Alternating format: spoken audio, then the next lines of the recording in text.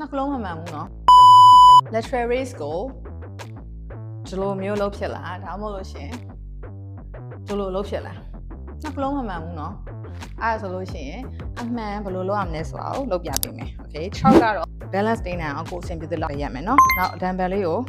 ခန္ဓာကိုယ်ရှည်လေးမှာထားမယ်တစ်ထောင်လေးနည်းနည်းလေး꿰လိုက်ဒီ dumbbell ရရှေ့ကိုရောက်သွားခန္ဓာကိုယ်လေးကိုတင်ပါလေးရနေပြီနည်းနည်းလေးချိုးထားလိုက်မယ်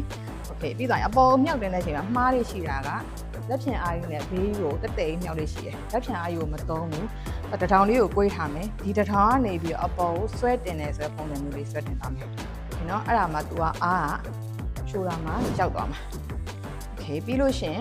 ဒီဘေးတက်တဲ့မှာမဟုတ်ဘူးเนาะခန္ဓာကိုယ်ရဲ့ရှေ့30 ဒီလောက်မှာဖြစ်မယ်ခန္ဓာကိုယ်လေးကလည်းရှေ့လေးကိုနည်းနည်းလေးကိုင်းထားမယ်ကဲဒါဆိုလို့ရှင်ဒါ lateral raise လုပ်ရမယ်ပုံစံအမှန်လေးရှေ့ကနှစ်ခုပုံစံမျိုးကြီးမလုပ်နဲ့တော့เนาะ